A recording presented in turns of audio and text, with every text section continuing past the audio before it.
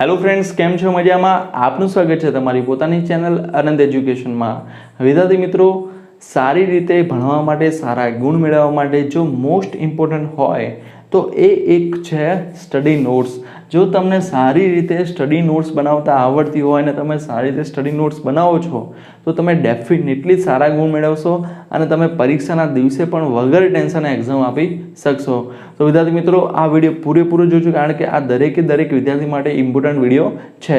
અને જો તમે ચેનલ ઉપર નવા છો અને જો તમે હજુ પણ ચેનલને સબસ્ક્રાઇબ નથી કરી તો જલ્દીથી ચેનલને સબસ્ક્રાઇબ કરી લો, જોડે આવેલું બેલ આઇકન પણ દબાવી દો, એટલે જ્યારે પણ હું વિડીયો મૂકું ત્યારે તમને નોટિફિકેશન મળે।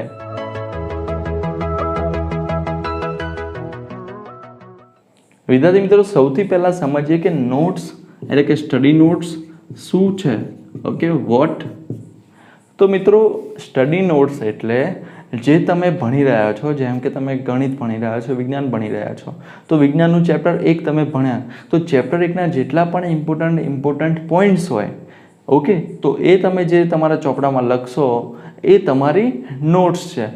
ઓકે, સમજાઈ ગયું? બહુ જ ઇઝી છે। ઇમ્પોર્ટન્ટ પોઈન્ટ્સ, કારણ કે જો બધું લખશો તો બુક અને નોટ્સ વચ્ચે કોઈ ડિફરન્સ રહેશે નહીં।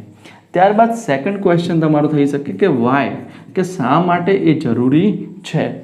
તો એનું રીઝન બહુ જ સિમ્પલ છે કે જેમ કે તમારે રિવિઝન કરવું છે, જો તમે આખી બુક ફરી વાંચવા બેસો તો બહુ જ ટાઈમ લાગી શકે છે, ખાસ જ્યારે એક્ઝામ આપવાની હોય અને એના આગલા દિવસે કે પછી 1-2 કલાક પહેલાં તમારે જો બધું રિવિઝન કરવું છે તો જો બુક લઈને બેસો તો તમને કન્ફ્યુઝન થઈ જશે કે શું વાંચવું શું નહીં વાંચવું।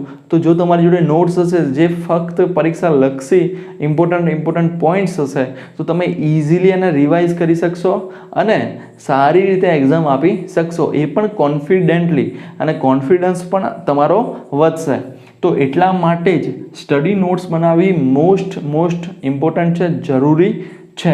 ઓકે, અને આ વિડીયો તમારો પતે પછી તમારે નોટ્સ બનાવવાનું ચાલુ કરી દેવાનું છે। ઓકે, જો પહેલાં તમે સ્ટડી નોટ્સ નહોતા બનાવતા તો કોઈ વાંધો નહીં, પણ હવે તમારે આ વિડીયો પતે એટલે સ્ટડી નોટ્સ બનાવવાનું ચાલુ કરી દેવાનું છે। ત્યારબાદ તમને ક્વેશ્ચન થાય કે કેવી રીતે સારામાં સારી સ્ટડી નોટ બનાવી શકાય, એટલે કે હાઉ। તો મિત્રો, બહુ જ સિમ્પલ છે। ઓકે, સ્ટડી નોટ બનાવવી બહુ જ ઇઝી છે। કેવી રીતે બનાવશો? તો જુઓ, તમારી શાળામાં તમને ભણાવતા હોય કે પછી તમે ઓનલાઈન ભણતા હો તો તમારે એક ચોપડો છે, રફ ચોપડો છે રાખવાનો છે। જે પણ ઇમ્પોર્ટન્ટ પોઈન્ટ્સ તમને લાગતા હોય કે પછી સરે કીધા હોય લખતા રહેવાનું છે। ઓકે, કેટલીક વખત સર એવી વાતો પણ બોલતા હોય કે જે ઇમ્પોર્ટન્ટ હોય પણ આપણે યાદ રાખીએ કે ચલો આ મહત્વનું જ આપણે યાદ રાખીએ, પણ જો આપણે લખીએ જ નહીં તો પછી ઘરે જઈને 2-3 દિવસમાં આપણે ભૂલી પણ જઈએ। ઓકે, એટલા માટે જ લખવું જરૂરી છે, એટલા માટે જ નોટ બનાવવી જરૂરી છે। ઓકે, તો જે પણ ઇમ્પોર્ટન્ટ પોઈન્ટ છે તમારે લખી દેવાના છે। ઓકે, હવે પોઈન્ટ લખવાની પણ કેટલીક મેથડ હોઈ શકે, જેમ કે તમે ચાર્ટ બનાવી શકો છો, ઓકે, ફ્લો ચાર્ટ બનાવી શકો છો, કે પછી માઇન્ડ મેપિંગ રીતે લખી શકો છો, અથવા ચિત્ર સ્વરૂપે, તમારી અલગ મેથડ હોઈ શકે છે। ઓકે, વ્યક્તિગત છે, તમને જે પણ સ્યુટેબલ હોય એ તમે લખી શકો છો, એ પ્રમાણે નોટ બનાવી શકો છો।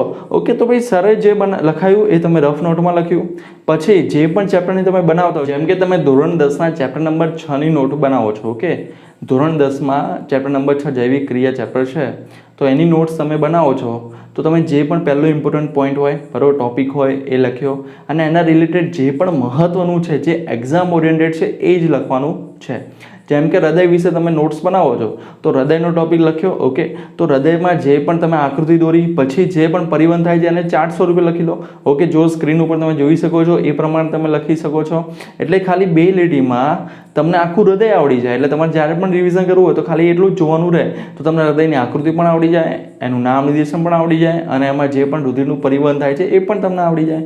ઓકે, તો આમ તમે એટલું જુઓ તો પણ તમને આખો પ્રશ્ન આવડી જાય, બરાબર। એવી રીતે તમે અલગ વિષયમાં તમે બનાવી શકો, જેમ કે સામાજિક વિજ્ઞાન હોય તો એમાં સાલ લખી, કે પછી કોઈ આખી કહેવાય ને ચાર્ટ બનાવ્યો, તો એવી રીતે તમે લખી શકો છો। બહુ સિમ્પલ છે, તમે જેમ આ કરતા જશો એમ તમને આવડતું જશે। વિદ્યાર્થી મિત્રો, સ્ટડી નોટ્સ ફક્ત ધોરણ 10 અને ધોરણ 12 વાળા વિદ્યાર્થીઓ માટે જ નહીં, પરંતુ દરેક સ્ટુડન્ટ્સ માટે ઇમ્પોર્ટન્ટ છે। જેટલી વહેલા તમે આ હેબિટ પાડશો એટલો બેનિફિટ તમને વધારે થશે।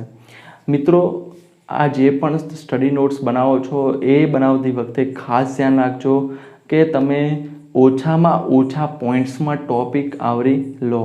એવું ના બને કે જેટલું બુક્સમાં હોય એટલું ને એટલું તમે તમારી નોટબુકમાં એડ કરી દો. ઓકે, જે પણ તમે નોટ્સ બનાવતા હોય એ અલગ વિષયની અલગ અલગ નોટ બનાવજો. જેમ કે સામાજિક વિજ્ઞાનની અલગ, વિજ્ઞાનની અલગ, ગણિતની અલગ.